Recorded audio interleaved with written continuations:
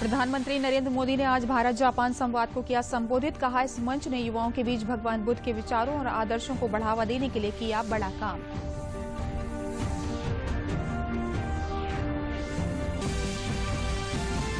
केंद्रीय स्वास्थ्य मंत्री डॉक्टर हर्षवर्धन ने कहा, जनवरी के किसी भी सप्ताह में शुरू किया जा सकता है कोविड टीकाकरण। बुरा दौर बीता, लेकिन सतर्कता अभी भी है जरूरी।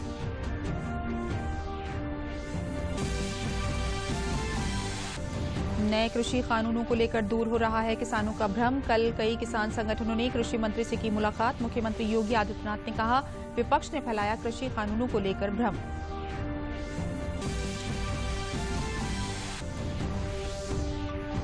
और गोरखपुर में मुख्यमंत्री योगी आदित्यनाथ ने किया रैन बसेरों का निरीक्षण, लिया सुविधाओं का जायजा। अधिकारियों को आवश्यक व्यवस्था उपलब्ध कराने के दिए निर्देश।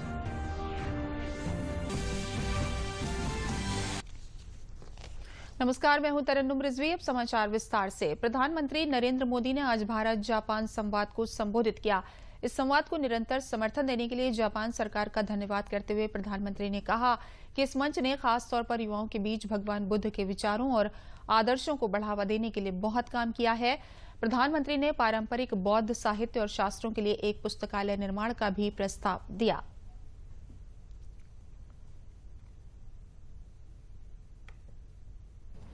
I would like to propose the creation of a library of all such traditional Buddhist literature and scriptures. We will be happy to create such a facility in India and will provide appropriate resources for it. The library will collect digital copies of all such Buddhist literature from different countries.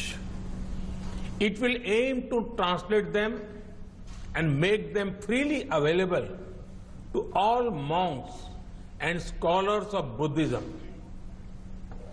The library will not only be a depository of literature, it will also be a platform for research and dialogue, a true samvad between human beings, between societies, and between man and nature. केंद्रीय स्वास्थ्य मंत्री हर्षवर्धन ने Covid टीकाकरण को लेकर बड़ा बयान दिया है। उन्होंने कहा कि जनवरी के किसी भी सप्ताह में भारत में कोविड टीकाकरण शुरू किया जा सकता है। जनवरी के महीने में भी कभी किसी भी स्टेज पे किसी भी सप्ताह में ऐसा समय आ सकता है जब हम भारत के लोगों को पहला जो वैक्सीन का शॉट है वो देने की स्थिति में आ जाए। स्वास्थ्य मंत्री ने कहा कि कोरोना का सबसे बुरा दौर संभवतः बीत चुका है, लेकिन सतर्कता जरूरी है। I feel that the worst may probably be over, but with a strong, you see, a note around caution that we need to be very, very strictly following the COVID appropriate behavior. We cannot afford to relax on that front. So the major tool against COVID for achieving success in this fight will ultimately be this mask and of course hand hygiene and the physical distance that we are all supposed to follow. स्वास्थ्य मंत्री ने कहा कि हर दिन corona से ठीक होने वाले मरीजों की संख्या में लगातार इजाफा हो रहा है। गौरतलब है कि दुनिया में सबसे ज्यादा रिकवरी रेट हमारे देश में है। Significantly in a declining phase. I say that because right now you have just about 3 lakh active cases in the country. A few months back you had almost 10 lakh cases. Out of over 1 crore cases that have happened, 95 lakh 50,000 more than that have already recovered, gone back home. We are having the highest recovery rate in the whole world between 95 and 96. नए कृषि कानूनों को लेकर भाजपा लगातार किसानों के बीच जा रही है और इसी क्रम में मुख्यमंत्री योगी आदित्यनाथ सहित अन्य केंद्रीय मंत्रियों ने भी किसानों से संवाद किया। तो वहीं दिल्ली के कोडली में एक किसान पंचायत का आयोजन किया गया, जिसमें दिल्ली के आसपास के 9 गांवों के किसानों ने हिस्सा लिया। केंद्रीय कृषि एवं किसान कल्याण मंत्री नरेंद्र सिंह तोमर से पश्चिमी उत्तर प्रदेश के कुछ किसान संगठन के नेता मिलने पहुंचे। किसानों ने कहा कि पहले नए कानूनों को लेकर वो भी भ्रम में थे, लेकिन प्रधानमंत्री नरेंद्र मोदी जब से किसानों को समझा रहे हैं, उसके बाद हमने इन कानूनों को समझा है और अब हम इस कानून को लेकर सरकार का समर्थन कर रहे हैं। हमारे अंदर भी इस बिल के प्रति भ्रम था, भ्रम नहीं संदेह था। लेकिन जब हमने परसों माननीय प्रधानमंत्री जी का भाषण सुना, जब उन्होंने 130 करोड़ की भारत की जनता को संबोधित किया और गारंटी दी, संबोधित ही नहीं, उन्होंने गारंटी दी कि जो भ्रम फैल रहा है उसकी मैं गारंटी लेता हूं, ये भ्रम है, भय है। उस दिन से फिर हमारा विचार बदला, फिर हमने कहा इस बिल का हम समर्थन करते हैं। एक बार हमारे यहाँ उत्तर प्रदेश में जब शुरू में शुगर मिल से अकाउंट में शुरू हुआ था पेमेंट आना, उससे पहले कैश में मिलता था, किसान आंदोलन हुआ था बहुत बड़ा। लेकिन बाद में किसान को पता लगा कितनी अच्छी चीज है, कितनी सुविधा है कि मेरे अकाउंट में सीधा पैसा आ गया। तो कुछ कानून को कहीं पर पहुंचने में समय लगता है और ये कानून भी उनमें से एक है कि जब ये समय लगेगा और जमीन पर पहुंचेगा तो किसान इस कानून की अच्छाई का किसानों को जब पता लगेगा। कृषि कानून के विरोध के बीच उत्तर प्रदेश के मुख्यमंत्री योगी आदित्यनाथ ने अयोध्या कुमारगंज स्थित आचार्य नरेंद्र देव कृषि एवं प्रौद्योगिकी विश्वविद्यालय में आयोजित कृषक भाइयों से संवाद कार्यक्रम में शिरकत की। उन्होंने कहा, कॉन्ट्रैक्ट खेती को लेकर विपक्ष किसानों को गुमराह करने का काम कर रहा है, जबकि केंद्र सरकार किसानों की आमदनी दोगुना करने और खेती में खुशहाली लाने का काम कर रही है। भारत की जनता प्रबुद्ध है, जागरूक है। भारत की जनता किसी भी प्रकार के गुमराह में नहीं आई। उसकी अटूट निष्ठा और उसका अटूट जो विश्वास है वह प्रधानमंत्री मोदी जी पर है। वहीं राजधानी दिल्ली में भी किसान पंचायत के जरिए किसान कानून के पक्ष में भारतीय जनता पार्टी किसानों के बीच जा रही है। इस सिलसिले में कोडली में आयोजित एक किसान पंचायत में प्रदेश अध्यक्ष आदेश गुप्ता ने कहा कि नए कानून से एमएसपी खत्म नहीं होगी, बल्कि खुले बाजार में अपना उत्पाद बेचने से किसान को लाभ मिलेगा, क्योंकि खुले बाजार से प्रतिस्पर्धा का लाभ उपभोक्ता को ही मिलता है। जो कानून का विरोध कर रहे हैं वो बिचौलिए हैं, किसान नहीं। जो छोटे किसान हैं, जो बाजार में जिनका शोषण होता था, मंडियों में जिनका शोषण होता था और बिचौलिए उसका फायदा उठाते थे, आज वही बिचौलिए किसानों के कंधे पर बंदूक रखकर ये आंदोलन में शामिल हो रहे हैं। इस पंचायत को संबोधित करते हुए भाजपा के राष्ट्रीय महामंत्री अरुण सिंह ने कहा कि मोदी सरकार पर सभी का भरोसा है। दिल्ली के मुख्यमंत्री की आलोचना करते हुए उन्होंने कहा कि विधानसभा के भीतर बिल की कॉपी फाड़ना बहुत ही दुर्भाग्यपूर्ण है। संसद द्वारा पारित किया हुआ तीनों जो अधिनियम है, कृषि संशोधन अधिनियम, विधान परिषद में उसको बार बार से फाड़ना और फाड़ करके दिखाना, इतनी ओछी हरकत, शर्मसार करने वाली हरकत। दिल्ली में कुल 365 गांव हैं। भाजपा ने हर जगह जाकर किसान कानून को लेकर फैलाए जा रहे भ्रम को दूर करने का बीड़ा उठाया है। वहीं दिल्ली से अन्य राज्यों के साथ लगने वाली सीमाओं पर किसानों का विरोध प्रदर्शन जारी है, जिसकी वजह से यातायात का मार्ग परिवर्तित किया गया है और यात्रियों को असुविधा का सामना करना पड़ रहा है। कन्नौज के सौरिक में नवनिर्वाचित राज्यसभा सांसद गीता शाक्य ने किसान बिल पर चल रहे आंदोलन को लेकर कहा कि विपक्ष अपनी राजनीति एजेंडे को मजबूत करने के लिए किसानों को गुमराह कर रहा है। किसान आंदोलन में नहीं बल्कि खेतों में किसान बुआई कर रहा है। उन्होंने कहा कि किसान बिल से किसानों का हित मजबूत होगा, किसान और व्यापारी के बीच सीधे संपर्क होगा, जिससे किसानों को उनकी फसल के अच्छे दाम मिलेंगे। एमएसपी और मंडी कभी बंद नहीं होगी। इसके लिए देश के प्रधानमंत्री बार बार देश के किसानों को आश्वस्त करा चुके हैं और आश्वस्त कर रहे हैं। उन्होंने कहा, विपक्ष के पास कोई मुद्दा नहीं बचा है तो वो किसानों को भड़का रहा है। वहीं कन्नौज के किसानों ने बताया कि किसान बिल किसानों के लिए बहुत अच्छा है, वो अब कहीं बाध्य नहीं रहेगा, अच्छे दाम जहां मिलेंगे वहां अपनी फसल बेच सकेगा। आंदोलन में किसान नहीं बिचौलिया बैठे हैं, किसान खेतों में है। ऐसा नहीं है जो किसान ना हो, या तो किसान बिल जो आया है पूरी तरीके से देश में रहने वाले किसानों के हित में रखते हुए ये किसान बिल आया है। आपने देखा कि किसानों पर चर्चा करने के लिए मेरी सरकार पूरी तरीके से तत्पर और लगातार प्रयास भी कर रही, चर्चा भी कर रही। अगर जो किसान बिल में कहीं किसान विरोधी कहीं कुछ होता है तो उसके लिए सरकार संशोधन करने के लिए पूरी तरीके से तैयार है, लेकिन मुझे नहीं लगता है कि किसान इस बिल से नाराज है। जो ये किसान बिल लेकर आए हैं ये किसानों के लिए बहुत ही फायदेमंद है।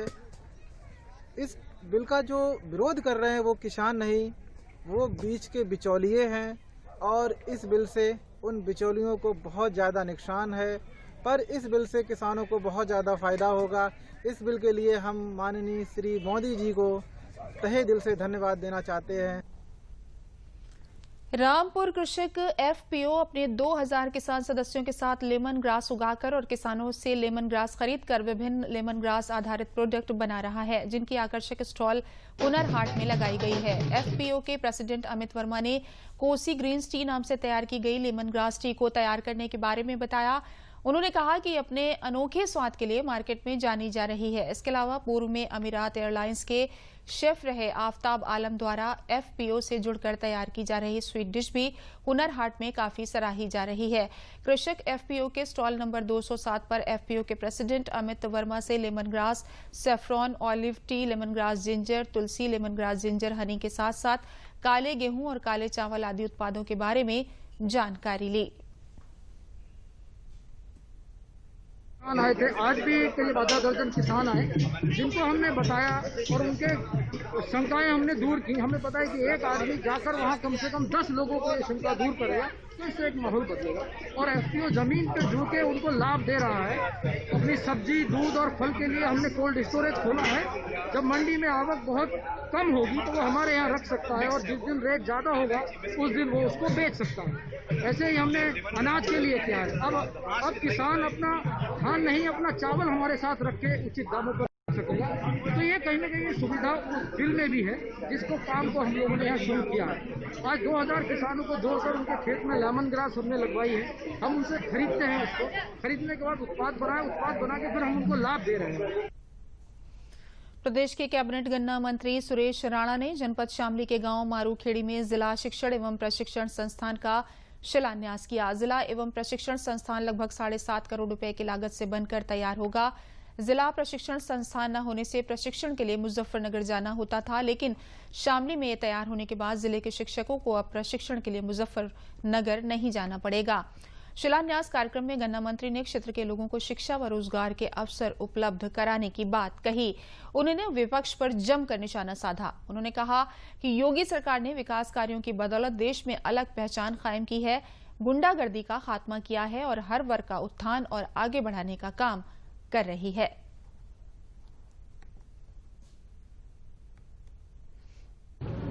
देश के यशस्वी प्रधानमंत्री आदरणीय श्री नरेंद्र मोदी जी की प्रेरणा से उत्तर प्रदेश के यशस्वी मुख्यमंत्री योगी आदित्यनाथ जी ने लगातार विकास की एक बौछार उत्तर प्रदेश के अंदर की है। और मैं कह सकता हूं बरसों से उत्तर प्रदेश को जिस विकास का इंतजार था उस विकास को देने का काम योगी आदित्यनाथ जी ने किया है। चाहे सड़क हो, चाहे बिजली हो, चाहे कानून व्यवस्था हो, चाहे एमएसपी पर खरीद हो। उसके साथ साथ शिक्षा को सुदूर गांव तक शिक्षण संस्थानों को पहुंचाना, इसका प्रयास आदरणीय मुख्यमंत्री जी ने किया है। और उसी प्रयास की कड़ी में आज शामली जनपद 2011 में बना था, लेकिन अब तक यहाँ डाइट नहीं थी। और आज यहाँ माननीय मुख्यमंत्री जी की कृपा से शामली जनपद में डाइट मिली है। प्रयागराज से गंगा सागर तक 5100 किलोमीटर पदयात्रा पर निकले अतुल्य गंगा परिक्रमा के सदस्यों का दल कल अपने पहले पड़ाव में वाराणसी पहुंचा। इस अवसर पर पर्यटन विभाग व नमामि गंगे और स्वयंसेवी संस्थाओं द्वारा इनका जोरदार स्वागत किया गया।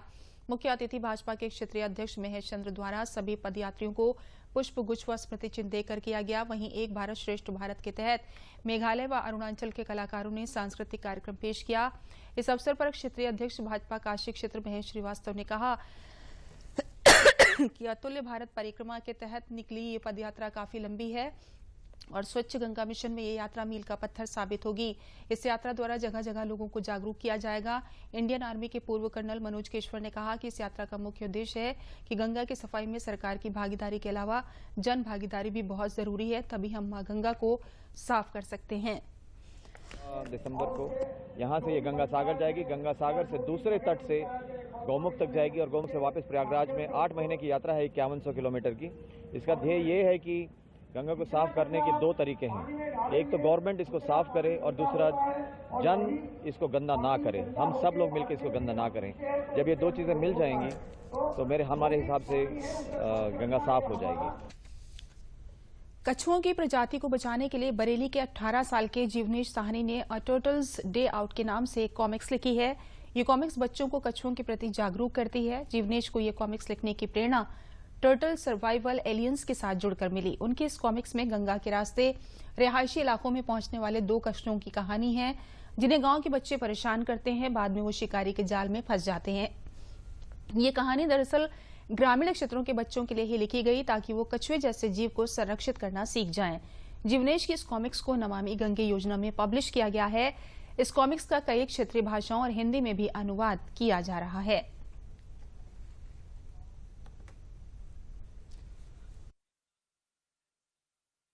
स्टार्टिंग में it took time to speed up, but वही धीरे धीरे समझ में आया कि इट टेक्स टाइम। जब मैंने पढ़ना शुरू करा इसके बारे में तो फिर पता चला कि इसके साथ में कितना ज़्यादा थ्रेट है, मछुआरों के जाल में फंस जाता है, गांव में कितनी कम अवेयरनेस है लोगों के बीच में इस चीज़ के बारे में।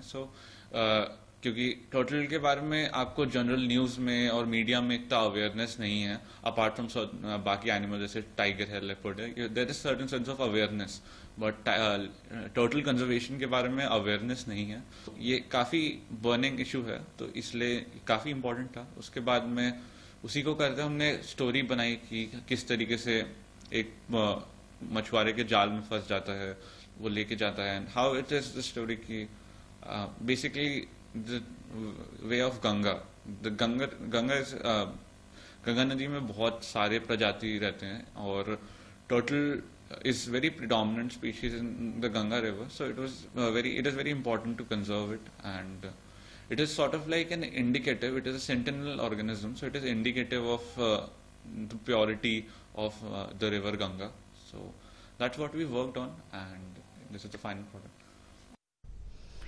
Indian oil corporation limited Uttar Pradesh के कार्यकारी निदेशक एवं राज्य प्रमुख डॉक्टर उत्तीय भट्टाचार्य ने प्रयागराज में कॉर्पोरेशन की अनेक योजनाओं की शुरुआत की। इस कार्यक्रम के मुख्य अतिथि उत्तीय भट्टाचार्य ने इंडियन ऑयल के डिलीवरी हॉकर्स के द्वारा डिलीवरी के समय किन किन सावधानियों को परखा और जांचा जाता है, इसकी जानकारी दी। इस मौके पर केंद्र सरकार द्वारा डिजिटल लेन देन को बढ़ावा देने के उद्देश्य से cashless digital free delivery check extra तेज सिलेंडर 425 किलोग्राम का एलपीजी जंबो सिलेंडर को लॉन्च किया। दूरदर्शन से बात करते हुए उन्होंने कहा कि इंडियन ऑयल अपने ग्राहकों को सुरक्षा और संरक्षा प्रदान करने का पूरा ध्यान रखता है और अब छोटे से लेकर बड़े से बड़ा सिलेंडर इंडियन ऑयल अपने ग्राहकों को प्रदान कर रहा है।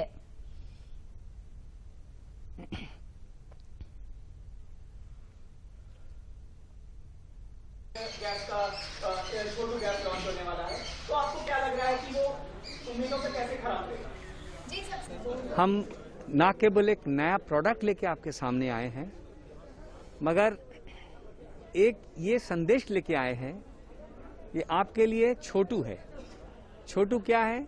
हमारे 5 केजी के जो सिलेंडर फ्री ट्रेड एलपीजी जो अभी कोई भी लेके जा सकते हैं, हमारे रिटेल आउटलेट, किराना शॉप, डिस्ट्रीब्यूटर के पास से अपना आईडी दिखा के, कोई भी आईडी दिखा के। तो ये छोटू इतनी कामदायक है कि मानो कि कोई यहाँ पे अभी माघ मेला होगा, वहाँ पे खाना पकाने के लिए आपको कोई टीम आया हुआ है, बस भर के आए, जो भी आएंगे ये छोटू हमारे वहाँ पे स्टॉल लगे हुए होंगे, वहाँ से लेके अपना खाना पकाए, फिर जाने का टाइम में सिलेंडर वापस करके अपना पैसा लेके चले जाए। जो स्टूडेंट पढ़ने आते हैं बड़े बड़े कॉलेज में, यहाँ पे हॉस्पिटलों में ट्रीटमेंट कराने के लिए 7-15 दिन के लिए आते हैं, या जो छोटे स्टॉल में कोई देखिए कचौड़ी बना रहे, जलेबी बना रहे, हलवाई छोटे छोटे जो काम कर रहे हैं, सब छोटू लेके काम करेंगे और उनको बचत भी होगा और उसमें ज़्यादा खर्चा भी नहीं होगा। सो ये छोटू को पहले आपके सामने पेश करना, ग्राहक के सामने पेश करना आज का सबसे बड़ा उद्देश्य। सरकार द्वारा संचालित प्रधानमंत्री आवास योजना सर्दी के मौसम में गरीब असहाय लोगों के लिए वरदान साबित हो रही है। एटा जिले के गरीब तबके के लोग भी इस योजना से अछूते नहीं हैं। जिले के छोटे से कस्बे में राजा का रामपुर में पीएम आवास योजना के तहत लगभग 300 गरीब उन लोगों को आवास मिले हैं जिनके पास जमीन तो थी, लेकिन उस जमीन पर मकान बनाने के लिए रुपए नहीं थे। इस योजना के तहत गरीबों को कड़ाके की सर्दी में रहने के लिए आवास मिलने से लाभार्थी सरकार को धन्यवाद देते दिखे। राजा का रामपुर कस्बे के आवास पाने वाले दिव्यांग सुरेश चंद्र ने बताया कि हमारे पास प्लॉट तो था जिसमें फूस का छप्पर पड़ा हुआ था, जिससे सर्दी के मौसम में बहुत परेशानी होती थी। अब मुझे पीएम आवास योजना के तहत आवास मिला है, जिससे हम अब सर्दी के मौसम में आराम से रहते हैं। वहीं कस्बे के रामेश्वर सिंह ने बताया कि हम इससे पहले जंगल में रहकर गुजर बसर कर रहे थे। हमारा प्लॉट कस्बे में था तो हमें पीएम आवास मिला और अब सुकून से रह रहे हैं। अब जंगल में तो वहाँ में बसा दिया। आवास हमारी योजना प्रधानमंत्री आवास योजना के अंतर्गत जो है हमने फॉर्म अप्लाई किया, उसमें हम जो है पात्र पाए गए तो उन्होंने जो हमें आवास दिया। बना था टूटा फूटा ऐसे ही बना था भैया। अब आप लोगों के प्रधानमंत्री ने मोदी भैया ने बना दिया, हमको आराम कर दिया भैया, परेशानी से दूर कर दिया हमको। जो बेहद ही गरीब किस्म के व्यक्ति थे उन लोगों को हमारी तरफ से आवास दिए गए। माननीय मोदी जी की सबका साथ सबका विकास की योजना के अंतर्गत हम लोग कार्य कर रहे हैं और लगभग 350 आवास दिए गए हैं और 300 आवास पे अभी कार्य चालू है। 50 पर अभी कार्य बाकी रह गया है तो वो सुचारू रूप से चल रहा है। बढ़ती ठंड को देखते हुए मुख्यमंत्री योगी आदित्यनाथ ने गोरखपुर में रेलवे स्टेशन सहित कई रैन बसेरों का औचक निरीक्षण कर लोगों से हाल जाना। उन्होंने लोगों से रैन बसेरे में दी जा रही सुविधाओं के बारे में जानकारी ली और महिलाओं के रहने की भी व्यवस्था के बारे में जाना। मुख्यमंत्री ने बढ़ती ठंड को देखते हुए अधिकारियों को दिशा निर्देश दिया और कहा कि कोई भी सड़कों पर न सोए। ठंड के मद्देनजर जगह जगह अलाव की व्यवस्था भी सुनिश्चित की जाए। उसके बाद मुख्यमंत्री योगी आदित्यनाथ ने गरीब मजदूरों को कंबल वितरित किए।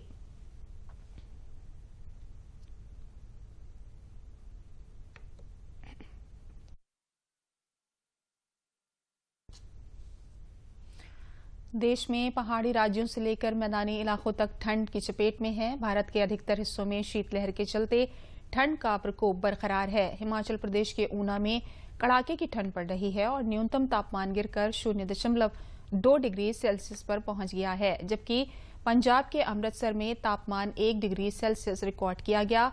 हालांकि मौसम विभाग का कहना है कि अगले कुछ दिनों में ठंड से राहत मिल सकती है। पहाड़ी इलाकों समेत उत्तर भारत के अधिकतर हिस्सों में शीतलहर जारी है। दिल्ली, वाराणसी, माउंट आबू और श्रीनगर में जबरदस्त ठंड पड़ रही है। वहीं कोहरे की वजह से रेलगाड़ियों के परिचालन पर भी प्रभाव पड़ा है। दृश्यता कई जगह सुबह के समय में 50 मीटर से 200 मीटर तक ही रह गई, जिसकी वजह से कई ट्रेनें रद्द की गयीं। हमारी ट्रेन 1 घंटा 40 मिनट लेट आने की वजह से मैं कनेक्टिंग जो मेरी ट्रेन थी जबलपुर के लिए मैं उसको पकड़ नहीं पाया। इतनी ज्यादा ठंड है कि आदमी सिर्फ कांप रहा है। ये चाय ऐसी वेरी गुड है जो सहारा बनी हुई है। ये बहुत अधिक इसमें जम्मू कश्मीर जैसे ठंड पड़ती है उसी तरह से हमारे कश्मीर पड़ रही है। राजधानी दिल्ली में पारा लगातार गिरता जा रहा है। बर्फीली हवाओं की वजह से न्यूनतम पारा लुढ़ककर 3 डिग्री के आसपास पहुंच गया है। हालांकि मौसम विभाग के मुताबिक न्यूनतम और अधिकतम तापमान में पिछले 24 घंटों के दौरान 1 से 2 डिग्री की बढ़ोतरी हुई है। दिल्ली में तो खैर अब इस बार लग रहा काफी है और दिसंबर के महीने में पहले कम होती थी, अब थोड़ी ज्यादा होने लग गई है। प्रिकॉशनरी ये है कि पहले के मुकाबले पहले 1 जैकेट 2 जैकेट होती थी, अब 3-3 जैकेट पहन के आए। घर से निकल नहीं पा रहे थे, मतलब निकल तो पा रहे थे पर बहुत ज्यादा ठंड थी। 2-3 कपड़े लेयर पहन के फिर निकल रहे थे। मध्य प्रदेश में भी हाड़ कपा देने वाली ठंड पड़ रही है। प्रदेश के कुछ हिस्सों में रात का पारा 3 डिग्री सेल्सियस तक उतर आया है। राजस्थान में ठंड अपने चरम पर है। माउंट आबू में तापमान 1.5 डिग्री सेल्सियस दर्ज किया गया। फुटबॉल मैदान में घास के ऊपर हल्की हल्की बर्फ की परत जम गई है। साथ ही झील के किनारे खड़ी नावों की सीटें भी बर्फ से ढक गई हैं। पहली बार ऐसा बर्फ हमने आबू में देखा है। बहुत बढ़िया फीलिंग हो रही है, जैसे हम लोग कश्मीर में घूम रहे हैं। अभी थोड़ी बर्फ की जरूरत थी तो कश्मीर जाने की जरूरत नहीं पड़ी। पहाड़ों में भी दिसंबर के आखिरी महीने में मौसम ने करवट ले ली है। लद्दाख के जोजिला में भी तापमान 0 से 30 डिग्री सेल्सियस नीचे पहुँच गया है। सड़कों पर बर्फ की मोटी चादर बिछ गई है। द्रास में रात का तापमान -29 डिग्री सेल्सियस दर्ज किया गया, जबकि लेह में पारा गिरकर 18.3 डिग्री पर पहुंच गया। जम्मू कश्मीर में भी ठिठुरन भरी ठंड पड़ रही है। श्रीनगर की डल झील भी जमने लगी है। उत्तर पूर्वी राज्यों में मणिपुर की इम्फाल में न्यूनतम तापमान लुढ़ककर 5 डिग्री सेल्सियस पर पहुंच गया है। Bureau report, DD news. इन दिनों प्रवासी परिंदे भगवान शिव की नगरी काशी में गंगा की लहरों पर स्वच्छंद प्रवास भर रहे हैं। पर्यटन के सीजन और सर्दियों की शुरुआत होते ही रूस और यूरोप की भीषण सर्दियों से बचने के लिए ये पक्षी प्रतिवर्ष कम सर्दी वाले वाराणसी में अक्टूबर में आना शुरू हो जाते हैं। आजकल ये पक्षी गंगा घाट पर लोगों का आकर्षण का केंद्र बने हुए हैं। 80 घाट है और यहाँ पर सुबह बनारस शुरू हो चुका है। लोग यहाँ पर आ रहे हैं और ये प्रवासी पक्षी जो हर साल आते हैं और इस साल भी आए हैं, लोगों के इतना करीब, और ज्यादातर लोग जो यहाँ आते हैं इन पक्षियों को चारा डालते हैं। एक अलग ही सुख है सुबह सुबह इस तरह का काम करने का, पक्षियों के इतने करीब आने का। बहुत ही ज्यादा अच्छा सीन है, मतलब एकदम वो कहते हैं ना मंत्रमुग्ध होने वाला, वो वाला सीन था। बहुत ही ज्यादा अच्छा। हाँ, अभी हमें जस्ट खिला, जैसे ही खिला इतने सारे आ गए, इतनी अच्छा, इतना अच्छा लग रहा था, इतना अच्छा लग रहा था, सिर्फ डिस्क्राइब नहीं कर सकते, इतना अच्छा लग रहा था। ये रोज आती है, अभी साइबेरिया से आई हुई है माइग्रेशन के लिए, और बहुत सुंदर सीन है ये पूरा। ये बच्चे जिनको ये पता है कि ये पक्षी साइबेरिया से आए हैं, ऐसा भाव ही है काशी का कि जो भी अतिथि आता है उसका किस तरह से स्वागत करते हैं, और स्वागत में भी एक उत्साह होता है, एक अपनापन होता है और हर्ष होता है। ऐसा ही भाव यहाँ पे देखने को मिल रहा है इन बच्चों के द्वारा और आए हुए इनके माता पिता के द्वारा। 80 घाट से कैमरा पर्सन पूजा सिंह के साथ doctor Harkesh Bahadur Singh Gautam, DD news, Varanasi. Bharat की क्षेत्रीय भाषा की फिल्में अब अंतर्राष्ट्रीय मंचों पर भी अपनी पहचान बना रही हैं। हाल ही में गोल्डन ग्लोब्स अवार्ड्स में भारत की क्षेत्रीय भाषा की 2 फिल्मों को शामिल किया गया है। ये 2 फिल्में हैं सुधा कुंगारा निर्देशित सुरारी पोत्रु और बेत्री मारन निर्देशित आसुरन। भारतीय फिल्मों का डंका लगातार राष्ट्रीय के साथ साथ अंतर्राष्ट्रीय मंचों पर भी बज रहा है। राष्ट्रीय फिल्मों में भी देश की अलग अलग भाषाओं में बनी क्षेत्रीय फिल्में अब 7 समंदर पार जाकर अपना लोहा मनवा रही हैं। ताजा मामला गोल्डन ग्लोब पुरस्कार का है। इस पुरस्कार में भारत की क्षेत्रीय भाषा की 2 फिल्मों को भी शामिल किया गया है, जो ये दिखाता है कि भारत की क्षेत्रीय भाषा की फिल्मों में भी विदेशी भाषा की फिल्मों के साथ मुकाबला करने की क्षमता और दक्षता है। ये 2 फिल्में हैं सुधा कोंगारा निर्देशित सुरारी पोत्रु और वेत्री मारन निर्देशित असुरन। इन दोनों फिल्मों को गोल्डन ग्लोब अवार्ड्स के बेस्ट फॉरेन फिल्म कैटेगरी के तहत चुना गया है, जिसे वहां प्रदर्शित की जाएगी। वहीं शनिवार को सूचना एवं प्रसारण मंत्री प्रकाश जावड़ेकर ने 51वें अंतर्राष्ट्रीय फिल्म समारोह के इंडियन पैनोरमा खंड में दिखाई जाने वाली 20 गैर फीचर और 23 फीचर फिल्मों की घोषणा की थी। इस फेस्टिवल में तुषार हीरानंदानी की सांड की आंख को अपनी ओपनिंग फिल्म के रूप में चुना गया है। इंडियन पैनोरमा खंड में शामिल किए गए फिल्मों के निर्देशकों ने उनकी फिल्मों के शामिल होने पर खुशी का इजहार किया है। हम बहुत खुश हैं इस बात को लेकर कि हमारा जो पिक्चर है, जो फिल्म है हमारी, ये सिलेक्ट हुई है इंडियन पैनोरमा के लिए international film festival of India में। जब हमारी फिल्म प्रवास को IFFI 2020 के लिए ऑफिशियल सिलेक्शन का पता चला तो हर्ष होना स्वाभाविक था, और मैं इसी उपलक्ष्य में माननीय जजेस को धन्यवाद देना चाहता हूं कि उन्होंने प्रवास को सराहा और उसे ऑफिशियल सिलेक्शन में स्थान दिया। अंत में प्रमुख समाचार एक बार फिर। प्रधानमंत्री नरेंद्र मोदी ने आज भारत जापान संवाद को किया संबोधित। कहा, इस मंच ने युवाओं के बीच भगवान बुद्ध के विचारों और आदर्शों को बढ़ावा देने के लिए किया बड़ा काम।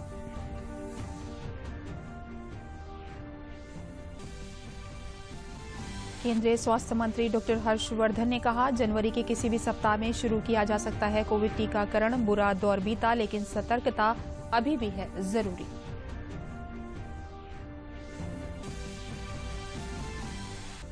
नए कृषि कानूनों को लेकर दूर हो रहा है किसानों का भ्रम। कल कई किसान संगठनों ने कृषि मंत्री से की मुलाकात। मुख्यमंत्री योगी आदित्यनाथ ने कहा, विपक्ष ने फैलाया कृषि कानूनों को लेकर भ्रम। और गोरखपुर में मुख्यमंत्री योगी आदित्यनाथ ने किया रैन बसेरों का निरीक्षण, लिया सुविधाओं का जायजा, अधिकारियों को आवश्यक व्यवस्था उपलब्ध कराने के दिए निर्देश।